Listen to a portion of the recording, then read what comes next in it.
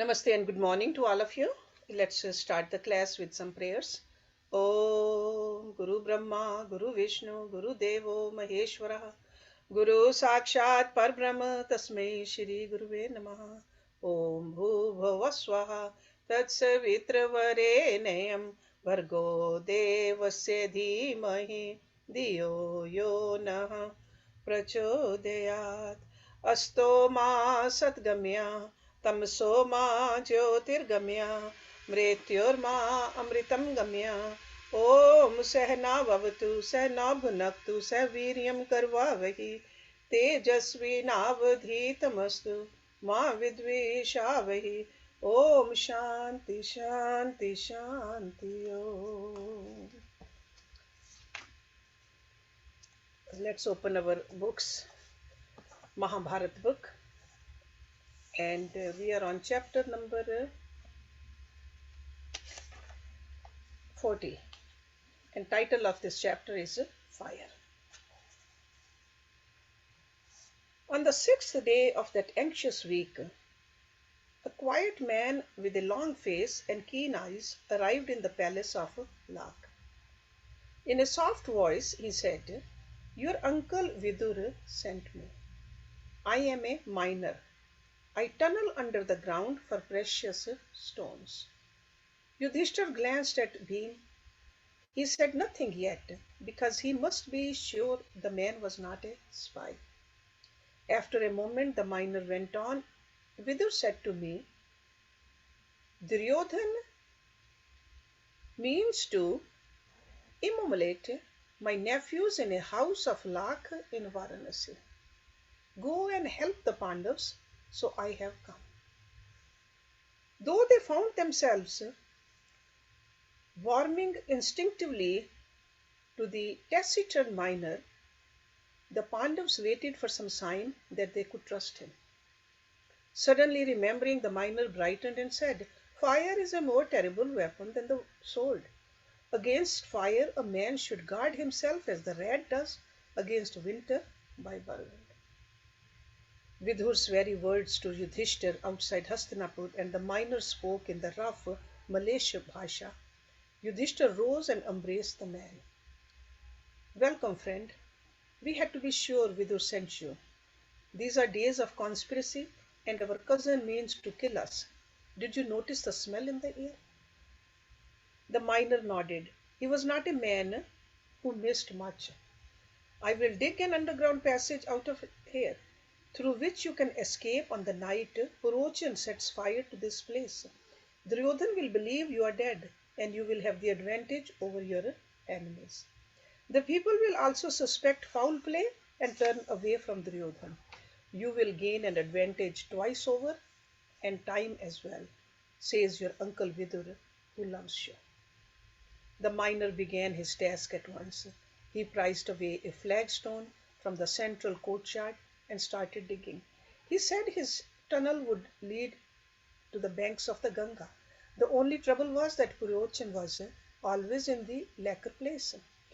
He pretended to be an eager servitor, while in fact he was spying, and of course he was waiting uneasily for a moonless night.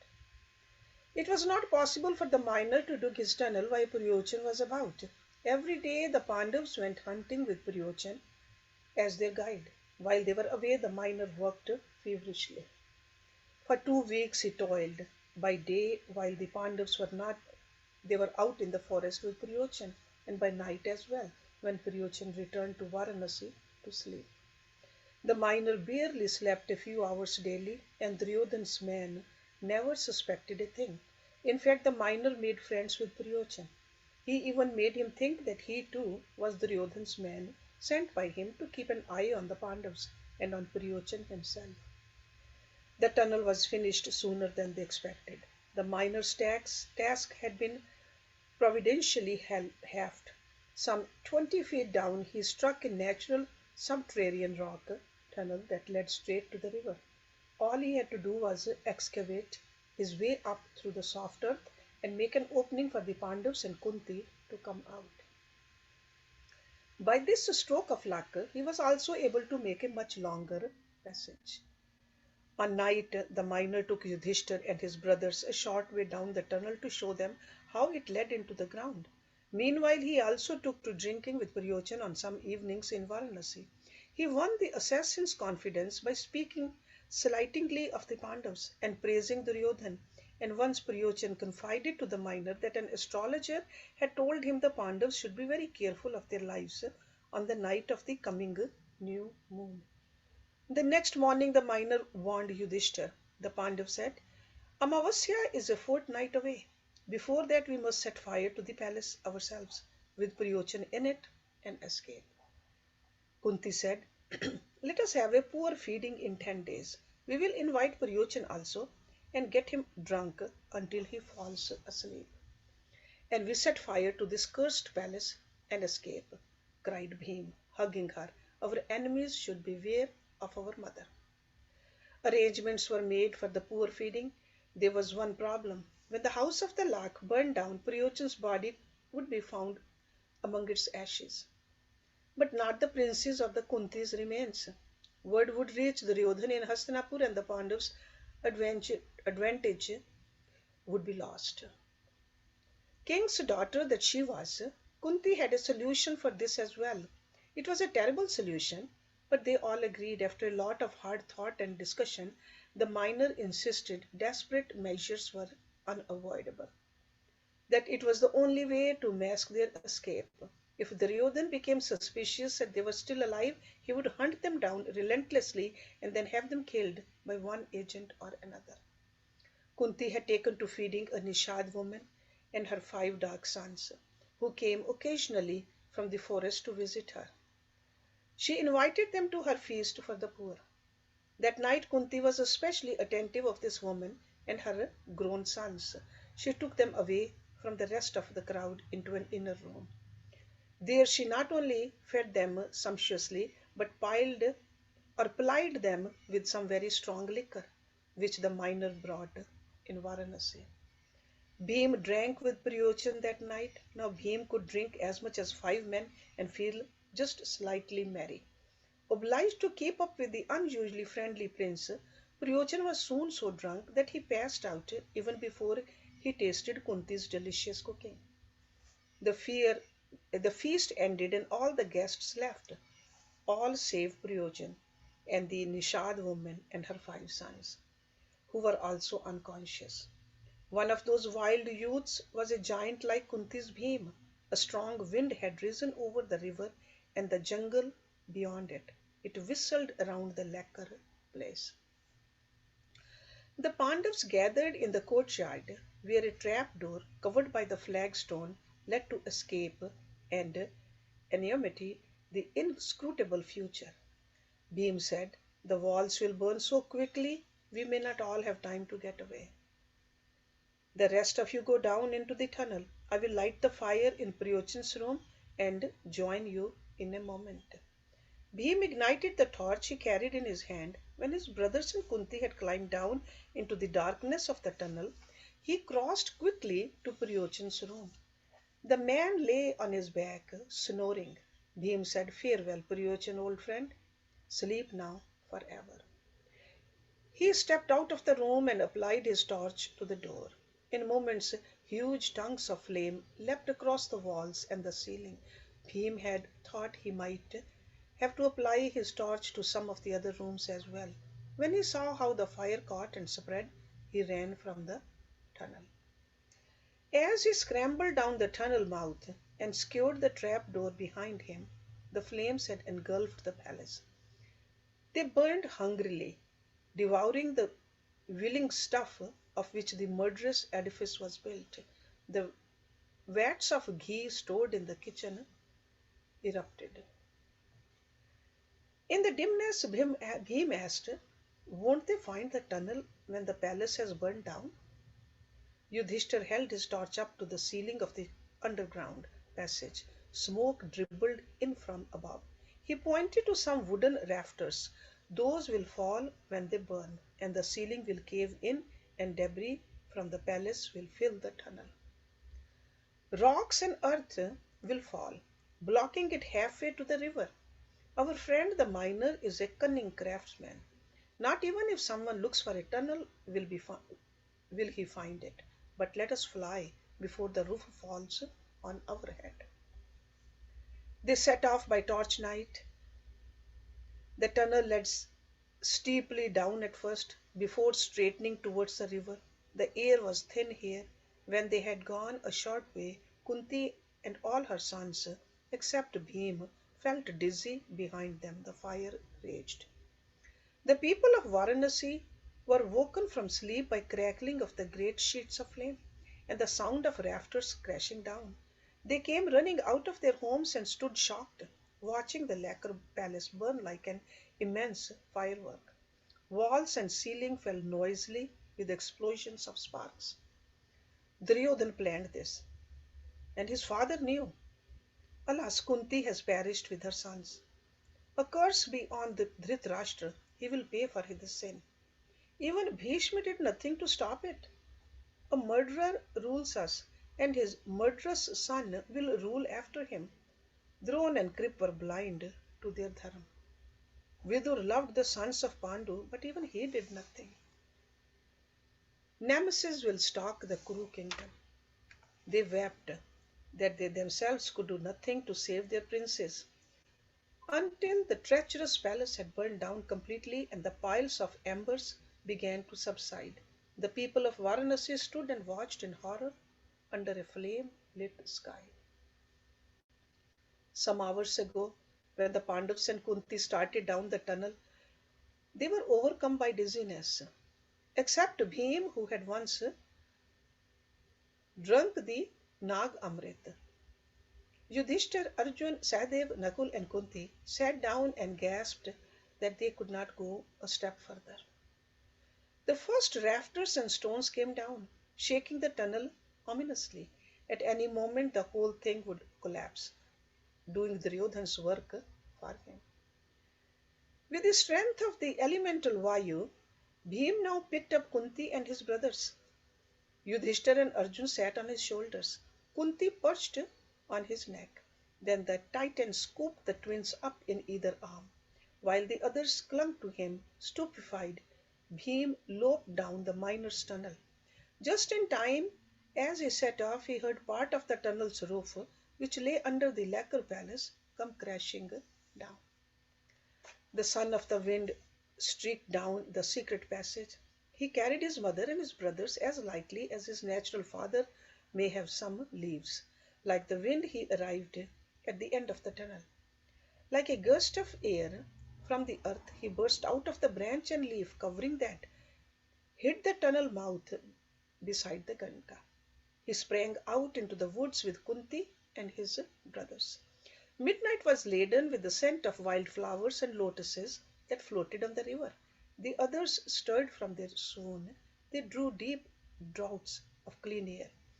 Bhim set them down gently on the grass. They were south of Varanasi now.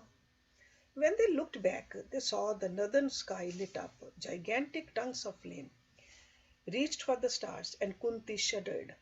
Ahead of them, the Ganga flowed, lapping serenely at her dark banks. They imagined the river spoke to them, saying, "Like my waters, all things must pass and be forgotten." They stood on the banks of the river, not knowing how they would cross her. Their way lay across the water into the thick jungle beyond and oblivion. Then a voice spoke from the night, startling them. The brothers drew their swords. A thin, very tall man stepped out from behind a tree into the light thrown all the way here by the fire. "You must be the Pandavas and their mother. I thank God that you have come. This is the night Vidur told me to wait for, when I would see the white palace burning like a hayrick." "Who are you?" asked Yudhishthira mistrustfully. The man ignored the question. "The Lord Vidur gave me gold to wait here every night with my boat. I have been here 3 months, and I was beginning to think you would never come. Tonight I had fallen asleep, when suddenly I heard the fire crackling. I knew this was the night, and God be praised. Here you are." Yudhishthir asked again, "Who are you, fellow? We don't know you." The man cracked a big toothed smile. So you are careful, my prince. That is a good thing, because these are the dark times, but listen to this. Now he spoke in the Malay Bhasha. His, he survives who knows fire doesn't harm those that hide in the hearts of jungles. Yudhishthir took his hand warmly. The man said, "You will be safer across the river, and the sooner we set out, the better."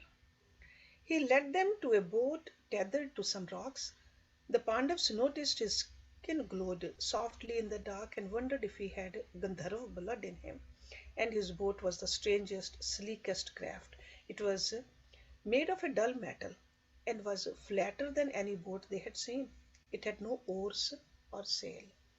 The mysterious boatman helped them abroad, Kunti first and then her sons. He smiled when he saw how the Pandavas stared at his craft. "My boat is not ordinary, my princess. You wonder how it will cross the river without oars or sails. But tonight my passengers are more extraordinary than my father's boat." The night was moonless, and they did not see what he did with some levers near the stern. The boat began to hum. Slowly, with a life of its own, it set off across the river, gliding along, hardly rippling the velvet water. It is best if I don't set you down directly across. We will go upstream, where the jungle is wilder and few men venture. So the good Vidur said I should. He worked the shining levers beside him. The strange boat leapt forward, flying easily against the current while the boatman steered it casually with his left hand. He smiled to see their astonished expressions. "Cast off your despondency, my friends. As swiftly as my boat, your evil time will pass." They went half an hour, and they could no longer see the glow in the sky where the palace still burned. The night was black, and the jungle loomed forbiddingly. A breeze sprung up in the trees and blew into their faces. The boat slowed, and at the boatman's expert navigation came to rest softly against the far bank of the Ganga. Above them bright stars hung in the sky, but ahead lay the jungle and utter darkness. When he had helped them ashore, the boatman bowed. "My lord Vidur, who is wise and prescient, says that Duryodhan, Shakuni, Karan, and all the Kauravas will taste bitter defeat one day. Yudhishthir will sit upon the throne of the Kurus with his brothers around him. Vidur says he waits impatiently for that day." The man of the night bowed again. He turned back to his boat, and it hummed with life once more. He veered it around and set off into the dark, and soon the night swallowed him. He had a long way to go back to Hastinapur to tell Vidur his mission was accomplished. The Pandavas knew it was not safe to rest where they were. Anyone on the river could see them. With a prayer in their hearts, they plunged into the jungle, picking their way through it by rushlight.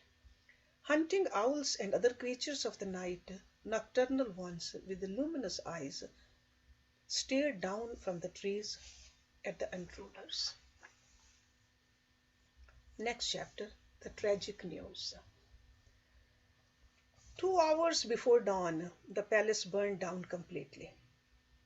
Only embers remained, glowing in the night like thousands of fiery eyes. The place was still too hot for anyone to look for bodies, and the people of Varanasi decided to return to their homes. They would come out the next morning when the embers had died and they could begin a search of the gutted building.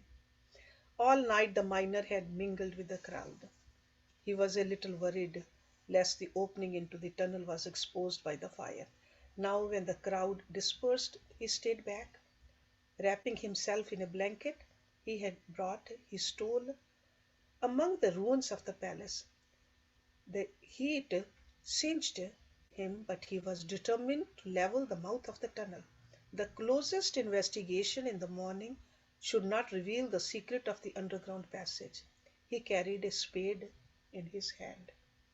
The miner knew exactly where the trapdoor was and made straight for it through the haze of heat. He arrived at the courtyard. A slow smile spread on his face as he scrabbled in the smoking debris with his spade.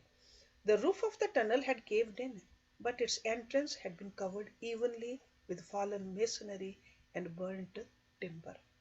It was miraculous, as if the place had been diligently levelled, so no one could ever tell, not the miner himself, where the tunnel mouth had been. The miner saw where Puryochin, what remained of him, lay on the floor beside his bed, where he must have fallen screaming when tongues of fire licked him awake from his stupor. With small regret, the miner saw the charred remains of the poor Nishad woman and her sons. He wondered fleetingly if the Pandavas and their mother would ever pay for that sin. With grim satisfaction, he left the ruins of the lacquer palace. His task was fulfilled, and he set out for Hastinapur to bring Vidur news of the Pandavas' escape. Came down, and the people of Varanasi returned to the house of Lakh. Only ashes remained of that palatial mansion. These were barely warm, because the morning dew had extinguished any living embers. Now the import of what had happened struck the crowd with full force. The women wept. Some beat their breasts, curling their tongues, the older ones ululate shrilly, as was the custom. They knew it was not just five princes and their mother who had perished in the night's fire, it was the future of the Kurus. The people went through the charred remnants of the palace. Some cried, "Here is the murderer, Duryodhan's man. At least he got what he deserved. I hope he died slowly." And screaming in pain with no escape, said one of the women in anger. She was not far from the truth. They saw the remains of the Nishad woman and her sons. The women's wailing grew louder. None of the men was dry eyed either. "Let us take news of the success to the blind king," it was decided, "and may his joy be short lived.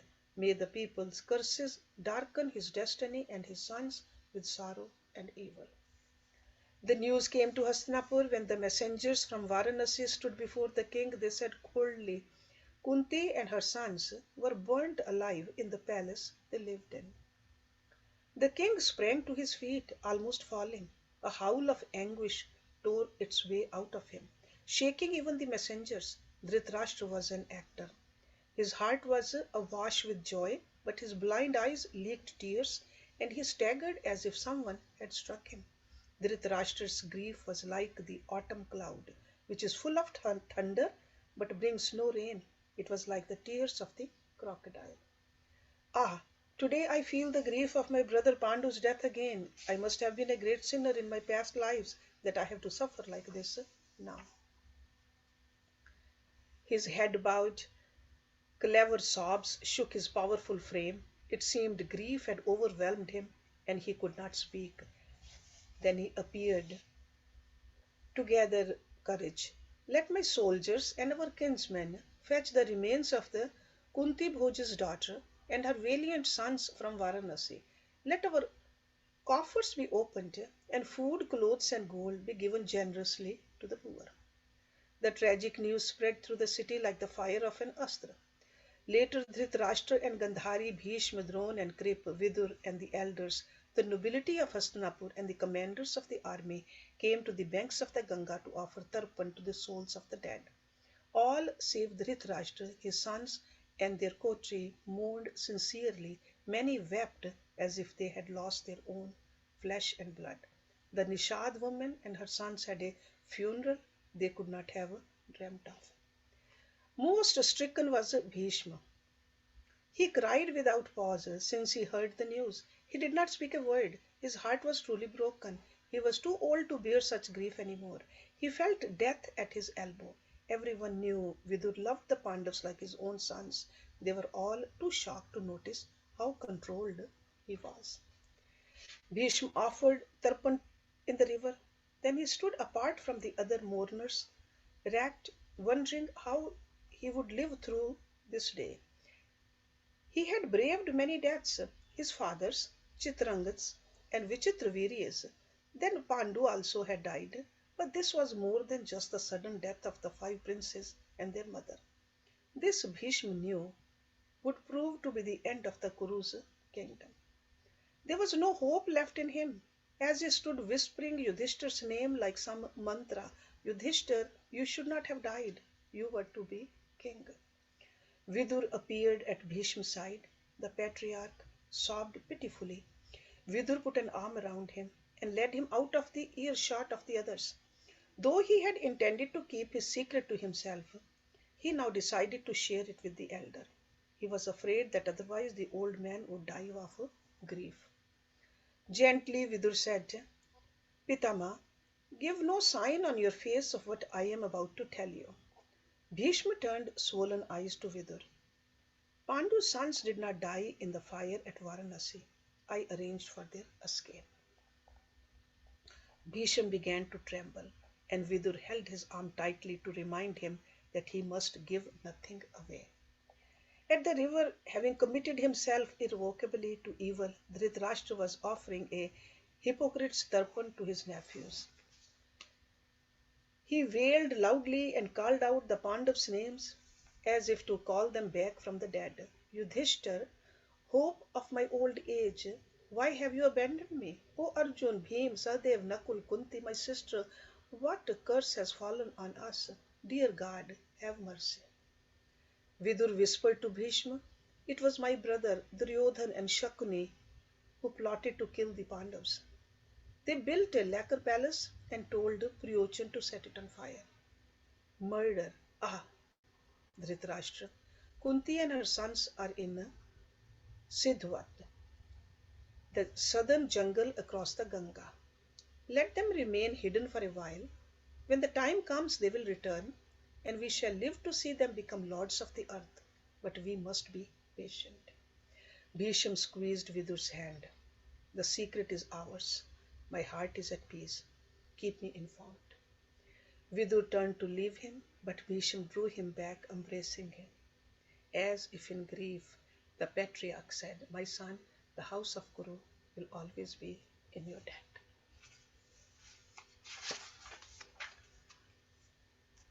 Flight through the jungle.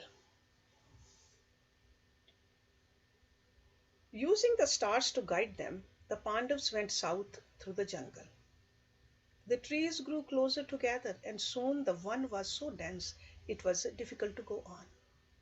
They had reached the deep Sidhwat, and they were tired and thirsty. Kunti sat down under a tree. I can't go another step. Their eyes closing, panting, the twins Yudhishthir and Arjun also sat beside their mother. Bhim stood before them as fresh as he had just had a sleep. Yudhishthir said, the land crawls with Duryodhan's spies.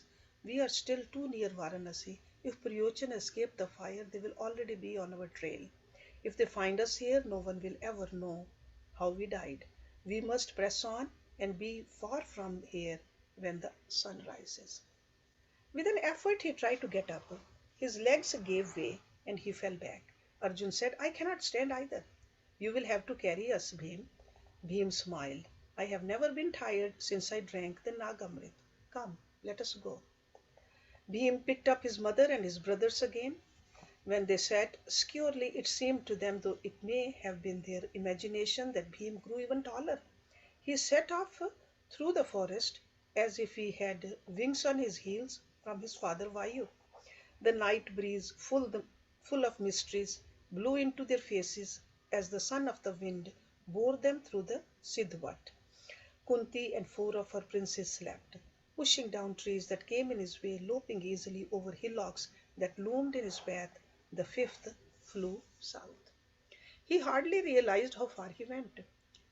When dawn broke, he had gone 80 yojans. Suddenly he felt tired. He stopped and set his brothers and his mother down. Waking Kunti cried, oh, I will die of thirst. Water, you must find water. Feeling ashamed, Bhim picked the others up again and set off in quest of water. On they plunged through the thick jungle and saw no water anywhere. Once or twice Kunti swayed where she sat and Arjuna or Yudhishthir held her, or she would have fallen off. Finally, near noon, she could not bear her thirst anymore. Put me down at once. I will not go another step until I have drunk some water. I don't care if the Kauravas find me. I must rest. Ahead was an old banyan tree, and Bhim set them down under it. He stood for a moment, attentive to the noises of the jungle, then a smile creased his face. Mother, listen. Water birds. Kunti was in tears. She too strained her ears, but heard nothing. The other Pandavas slept against the great roots of the banyan, their lips dry, their eyes shut over parched dreams. Bhim said to his mother, before you know it, I will be back with water. As she laid her head in the crook of her arm, he sped off into the gloom ahead. Now Bhim went so swiftly, he resembled a wild zephyr of the woods, a forest spirit flying towards the dim sounds of the water birds. He broke into a clearing and shouted in delight to see the fine lake stretched across it and end to end. He also felt desperately thirsty. Bhim plunged into the sparkling lake, overgrown with lotuses in colors he had never seen before. Standing in the cool blue water, he drank deeply from cupped hands, and strength flowed back into his tired body. Laughing aloud in exhilaration, he splashed about for a while.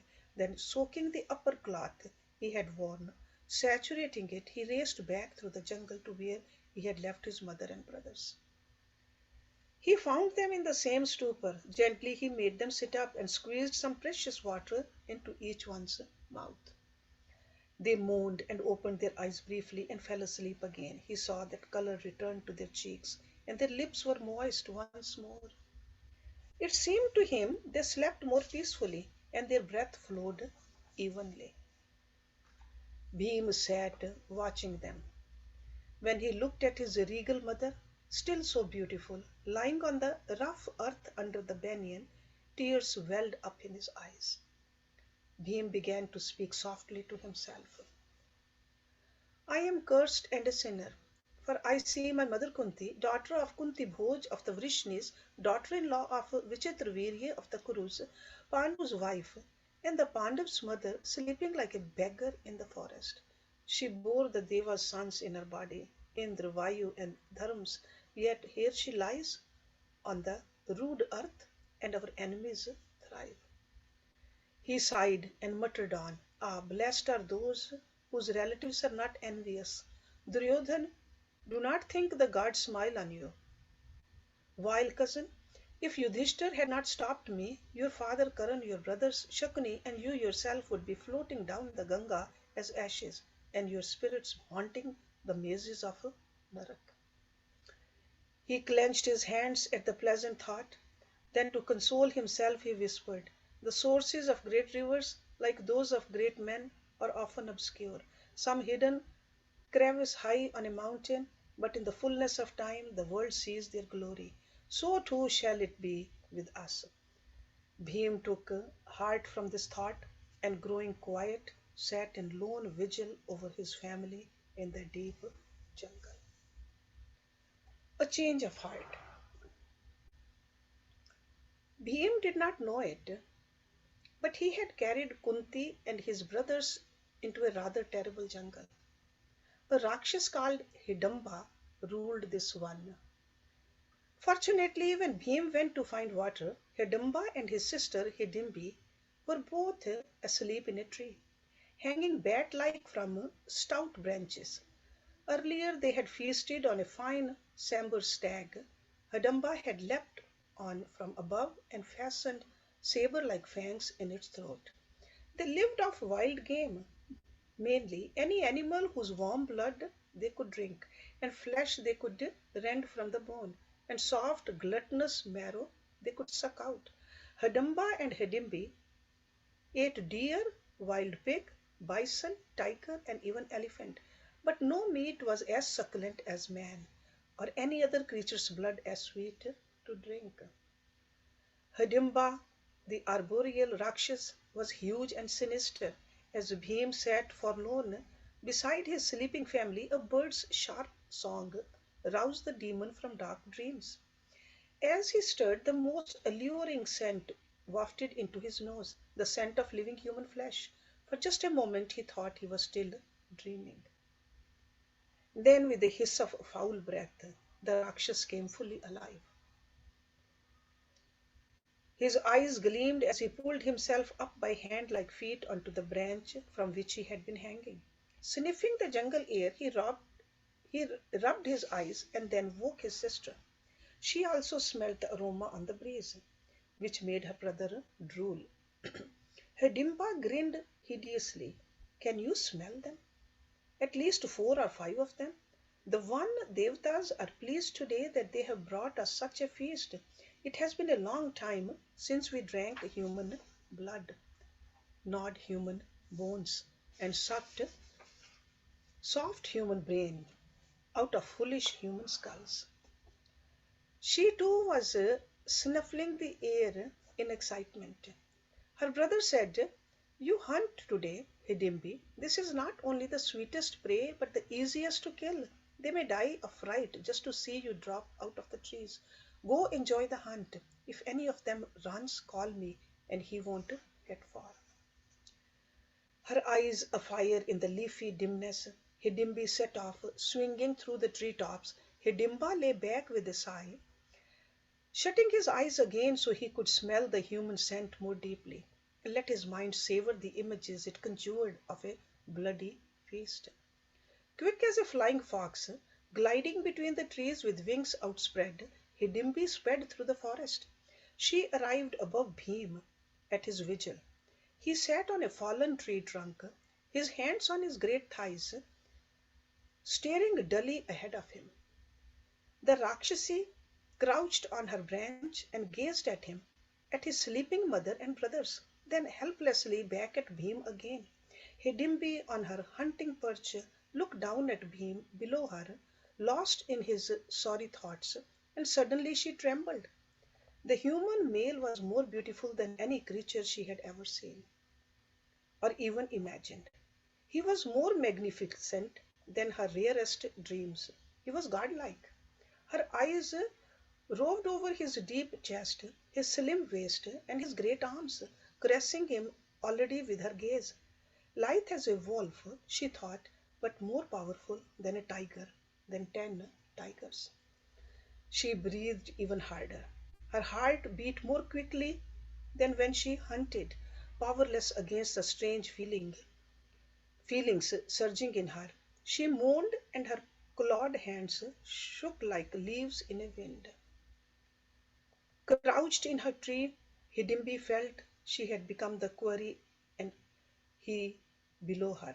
So ineffably handsome was the hunter. A transformation came over the Rakshasi. She shivered as with a fever and fell helplessly in love. Her brother was forgotten, and the savage thing he had sent her for, looking at Bhim, any thoughts of killing him left Hidimbi.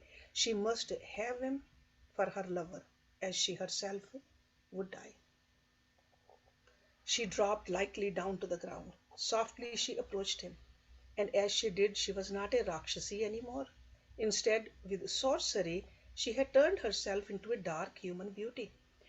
Her face shone with what she felt, and her form was perfect. She was tall and curvaceous. He could encircle her waist in his hands.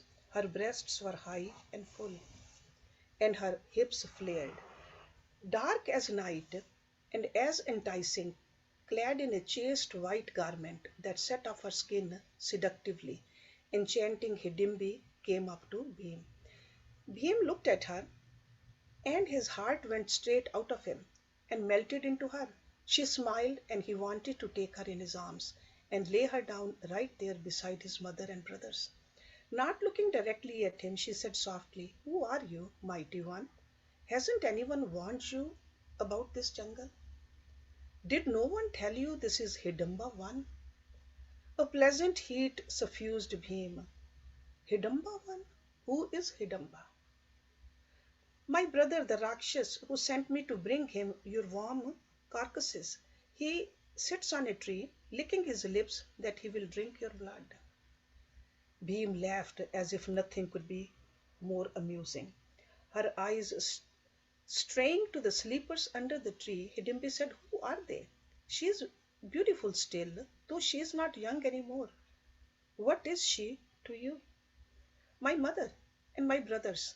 But tell me, lovely one, how is it you stand talking if your brother sent you to kill us and bring us to him warm? The dusky beauty flushed. He saw her delicate body quiver. His gaze roved shamelessly over her. She whispered, I came to feast on your flesh, but when I saw you, something strange happened to me. And what is that? She blurted desperately. Fell in love with you.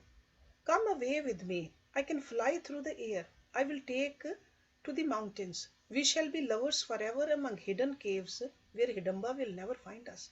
Come, my love, we must fly. My brother will be here any moment.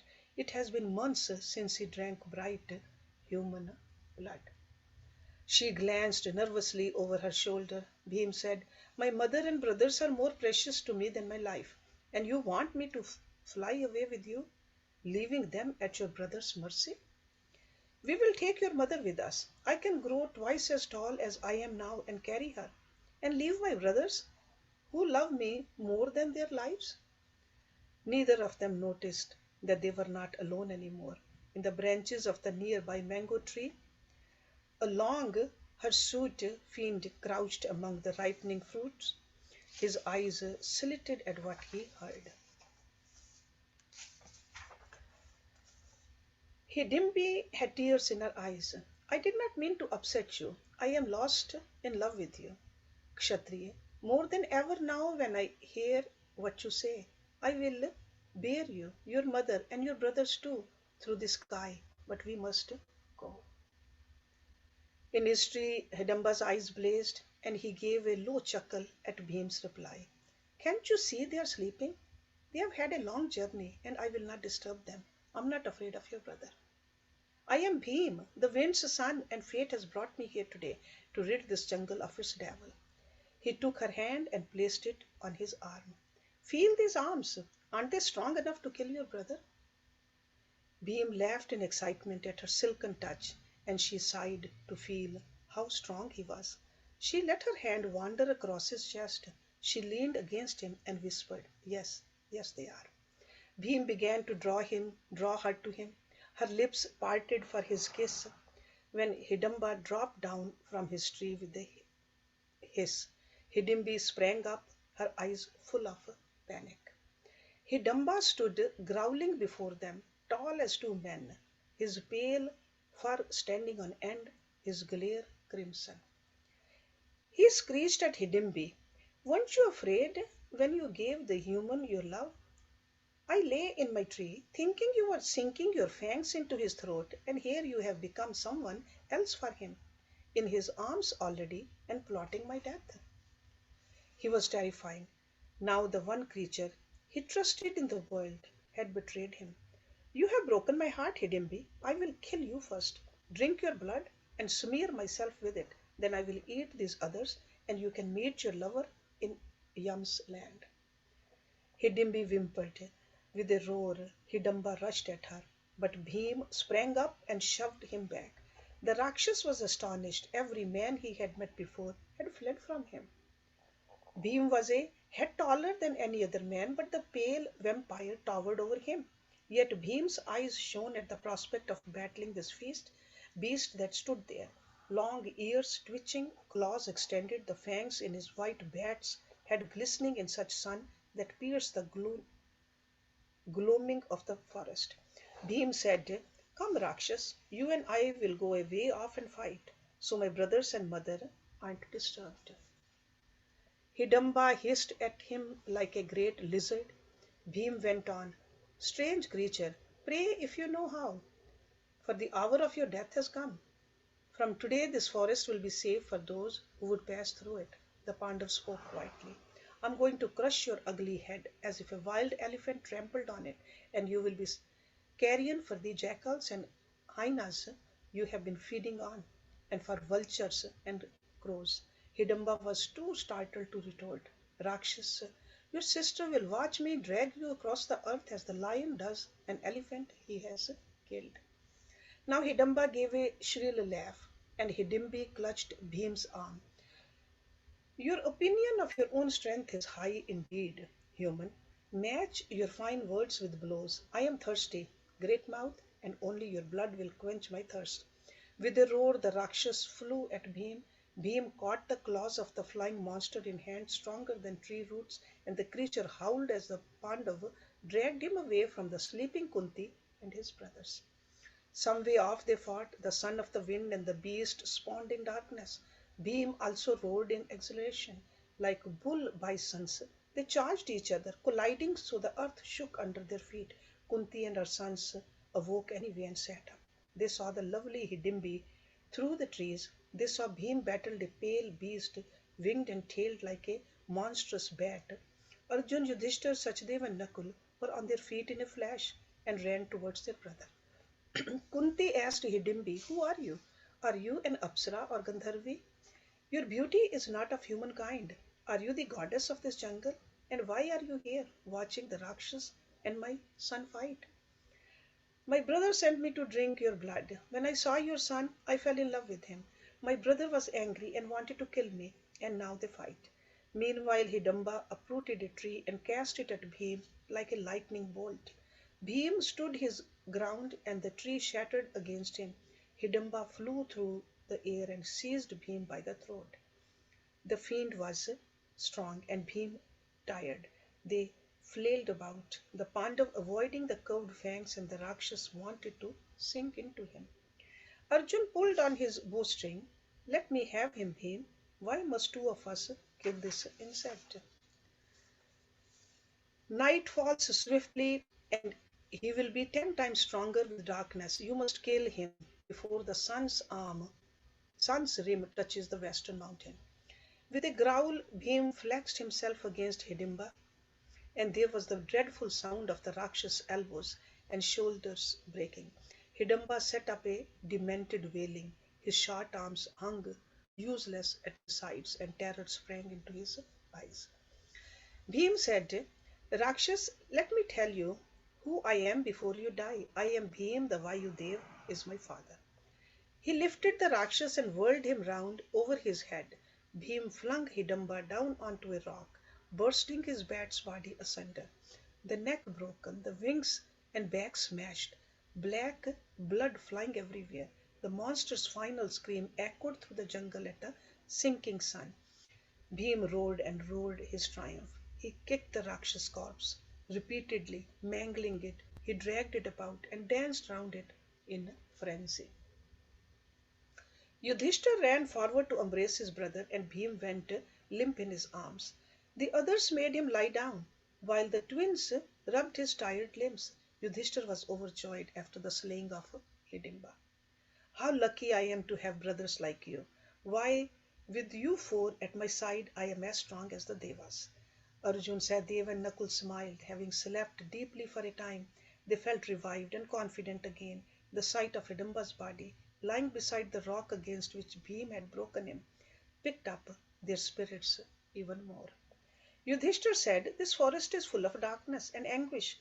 From the years Hidamba ruled it, let us leave this place behind us."